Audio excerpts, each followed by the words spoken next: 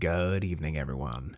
Welcome to Dread Time Stories. I'm your host, Dr. Phobia. And tonight, dear patients, our story tonight is a certified spooky classic. So sit back, relax, and enjoy tonight's tale, A Story to Scare My Son.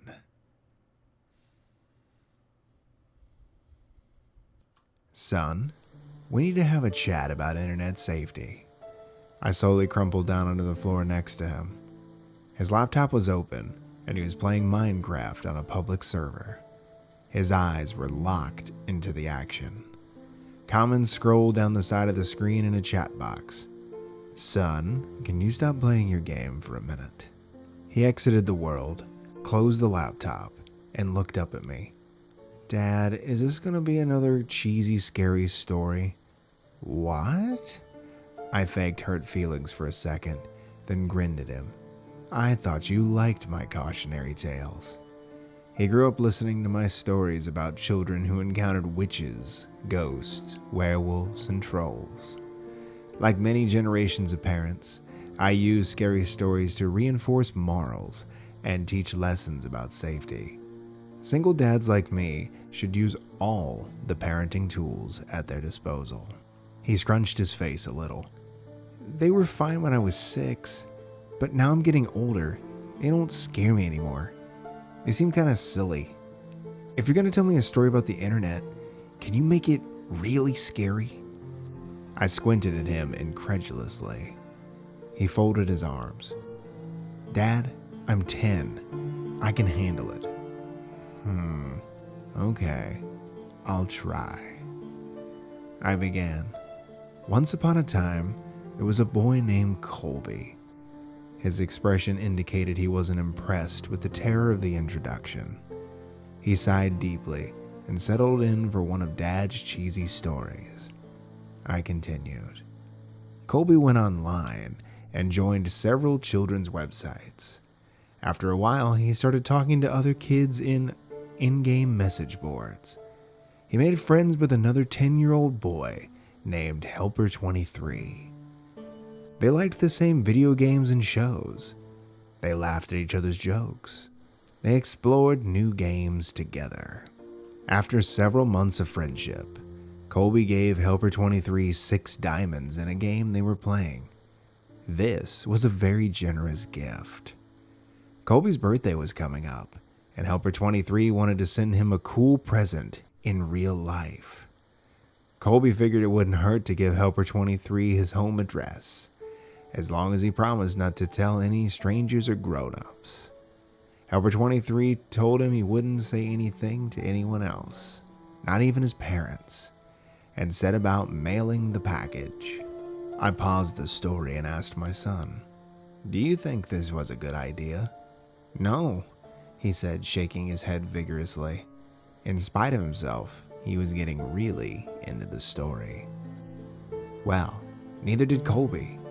Colby felt guilty about giving away his home address, and his guilt began to grow and grow. By the time he put on his pajamas the next night, his guilt and fear were larger than anything else in his life. He resolved to admit the truth to his parents. The punishment would be steep, but it was worth it to have a clear conscience. He squirmed in his bed and waited for his parents to tuck him in. My son knew the scary part was coming up. In spite of his tough talk, he leaned forward wide-eyed. I spoke quietly and deliberately. He heard noises at the back of the house. The washing machine bounced in the laundry room. Branches scraped against the bricks outside his room. His baby brother cooed in the nursery. And then there were some other noises he couldn't quite pinpoint. Finally, he heard his father's footsteps in the hall. "Hey, Dad," he called out nervously. "I have something to tell you." His dad stuck his head in the doorway at a weird angle. In the darkness, his mouth didn't seem to move, and his eyes were all wrong. "Yes, son?" The voice was way too off. "Are you okay, Dad?" the boy asked. "Uh-huh." sung the father in a strangely affected voice. Colby pulled his covers up defensively. Is Mom around? Here I am. Mom's head poked in the doorway below Dad's. Her voice was an unnatural falsetto. Were you gonna tell us that you gave our home address to Helper 23? You shouldn't have done that. We told you to never give out personal information on the internet. She continued. He wasn't really a kid. He just pretended to be one. You know what he did? He came to our house, he broke in, and he murdered both of us just so he could spend time with you. A man wearing a wet jacket emerged in the child's doorway, holding the severed heads. Colby shrieked, and the man gasped as the heads dropped to the ground. He unsheathed his knife and moved into the room to work on the boy. My son screamed too. He twisted his hands defensively over his face, but we were just getting started. After several hours, the boy was almost dead, and his screams had become whimpers.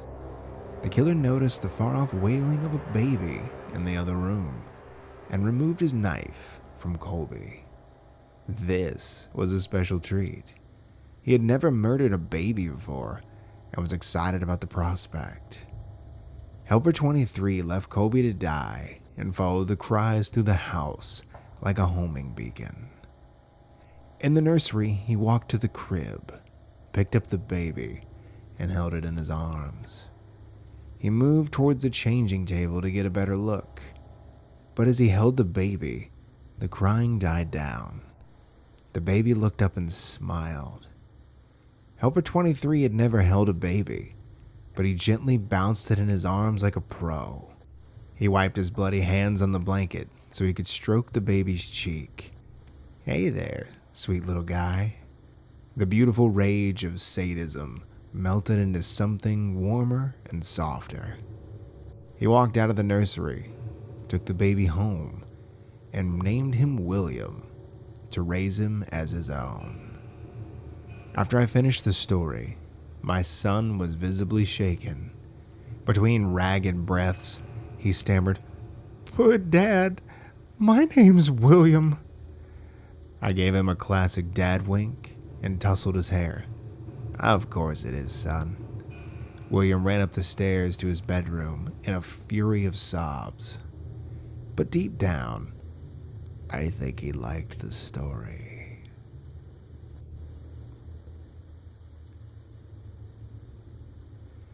That was a story to scare my son.